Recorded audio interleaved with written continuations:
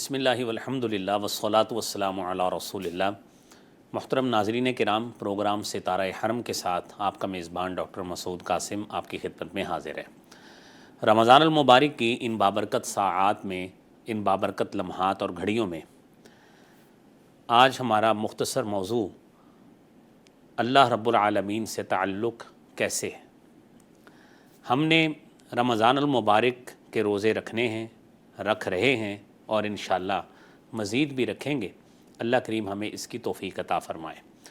روزے کا بنیادی مقصد اللہ رب العالمین کی طرف سے جو انعام ہے، للہیت، تقوی، خشیت، اللہ کا خوف، اللہ کا ڈر، وہ اپنے دل میں بٹھانا ہے اور اسے جاگزیں کرنا ہے۔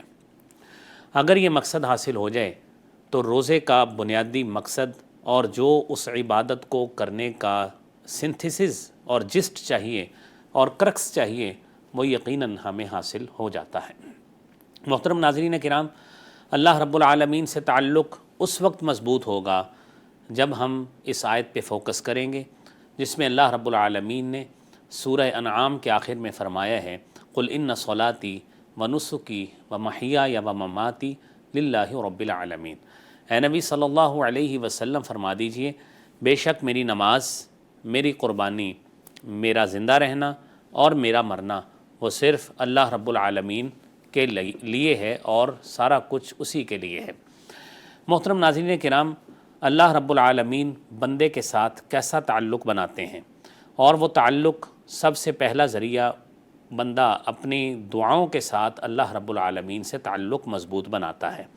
نبی کریم صلی اللہ علیہ وآلہ وسلم نے فرمایا ہے کہ اللہ تعالیٰ نے یہ بات فرمائی، یہ حدیث قدسی ہے کہ من عادى لی ولیا فقد آذنتہ بالحرب، کہ جس نے میرے دوست کو اذیت دی فقد آذنتہ بالحرب، میں رب العالمین اس سے اعلان جنگ کرتا ہوں۔ وما یزال یتقرب الی عبدی بالنوافل، اور بندہ میرے ساتھ جس طرح قرب حاصل کرتا ہے، میرے ساتھ تعلق بناتا ہے، اس کا سب سے بہترین طریقہ یہ ہے کہ وہ طریقہ وہ ہوتا ہے جو میں نے عبادات اس پر فرض کی ہیں، وہ نماز ہے، وہ روزہ ہے، وہ زکوٰۃ ہے، وہ حج ہے۔ اور جب بندہ، حدیث میں آتا ہے ما یزال یتقرب الی عبدی بالنوافل حتی احبہ، جب بندہ کثرت کے ساتھ نوافل پڑھتا ہے۔ دیکھیے رمضان المبارک کا مہینہ ہے، روزے ہم رکھ رہے ہیں، کثرت کے ساتھ اللہ کا ذکر کریں، کثرت کے ساتھ نوافل پڑھیں، رات کا قیام کریں، اور جب ہم یہ کثرت کے ساتھ کریں گے، اس حدیث کے مطابق رسالت مآب صلی اللہ علیہ وسلم فرماتے ہیں کہ رب العالمین یہ بات فرماتے ہیں کہ بندہ جب نوافل کے ساتھ میرے قریب ہوتا ہے حتی احبہ، میں اس کے ساتھ محبت کرنے لگ جاتا ہوں۔ فاذا احببتہ، جب میں اس کو پسند کرتا ہوں، اس سے محبت کرتا ہوں، کنت سمعہ الذی یسمع بہ، میں اس کا کان بن جاتا ہوں جس سے وہ سنتا ہے، وبصرہ الذی یبصر بہ، میں اس کی آنکھ بن جاتا ہوں جس سے وہ دیکھتا ہے، ویدہ التی یبطش بہا، اور میں اس کا ہاتھ بن جاتا ہوں جس سے وہ چھوتا ہے۔ کیا مطلب؟ کیا فزیکلی اللہ تعالیٰ یہ چیزیں بنتے ہیں؟ یقیناً نہیں۔ اللہ تعالیٰ کی اتنی مدد شامل حال ہوتی ہے کہ بندہ کانوں سے سنتا ہی وہ ہے جو اللہ کو پسند ہے، بندہ آنکھوں سے دیکھتا ہی وہ ہے جو اللہ کو پسند ہے، جو شریعت اجازت دیتی ہے، ہاتھ اس کے جاتے ہی اس طرف ہیں جس کی طرف اللہ کی رضامندی اور اللہ کی منشا ہوتی ہے۔ محترم ناظرین کرام، نبی کریم صلی اللہ علیہ وآلہ وسلم فرماتے ہیں کہ جب بندہ اللہ سے ایسا تعلق بنا لیتا ہے، ان سألنی، رب العالمین فرماتے ہیں اب اس نے میرے ساتھ تعلق بنا لیا، یہ بندہ میرا بندہ بن گیا، اتنا قریب ہو گیا، ان سألنی، اگر یہ مجھ سے سوال کرے گا، لأعطینہ، میں اسے ضرور عطا کروں گا، وَلَئِنِ اسْتَعَاذَنِي، مجھ سے پناہ طلب کرے گا، میں اسے ضرور پناہ دوں گا۔ محترم ناظرین کرام، اللہ سے تعلق کیسے بنتا ہے؟ رمضان میں کیسے تعلق بنائیں؟ یقینی بات ہے جس سے تعلق ہوتا ہے اس کا تعارف پورا چاہیے۔ اللہ رب العالمین کا تعارف کیا ہے؟ حدیث میں آتا ہے ان للہ 99 اسما من احصاها دخل الجنہ، اللہ رب العالمین کے 99 نیمز ہیں، اس کی 99 صفات ہیں۔ من احصاها، جس نے اس کو شمار کر لیا، اس کو یاد کر لیا، اس سے تعلق بنا لیا، اس کے مطابق اپنا عقیدہ بنا لیا، دخل الجنہ، یقیناً وہ جنت میں داخل ہو گیا۔ محترم ناظرین، تیسرا تیسرا جو ڈائمنشن ہے جس سے ہم اللہ کے ساتھ تعلق بنا سکتے ہیں وہ یہ ہے کہ محبت الہی. ہم اللہ تعالیٰ سے محبت کیسے کریں؟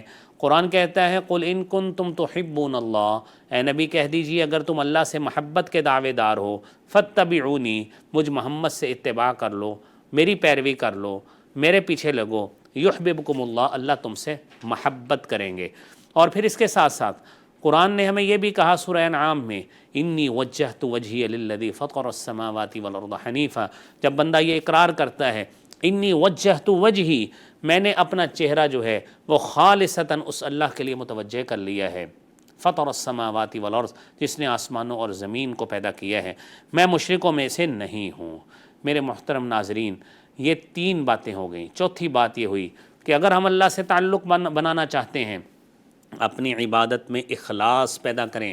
ہم نے روزہ رکھا، یقیناً اس میں کوئی شک نہیں ہے بہت بڑی عبادت ہے. ہم نے خرچ کرنا ہے اللہ کے راستے میں، اس میں بھی اخلاص چاہیے. ہم نے لوگوں کو افطاری کرانی ہے، اس میں بھی اخلاص چاہیے. ہم نے جو نیکی بھی کرنی ہے اس میں اخلاص چاہیے. قرآن کریم کہتا ہے وَمَا أُمِرُوا إِلَّا لِيَعْبُدُوا اللَّهَ مُخْلِصِينَ لَهُ الدِّينَ. لوگوں کو اس بات کا حکم دیا گیا تھا إِلَّا لِيَعْبُدُوا اللَّهَ، کہ وہ اللہ کی عبادت کریں، مخلصین لہ الدین، اس اللہ کے لیے اپنے دین کو، اپنی عبادت کو خالص کرتے ہوئے.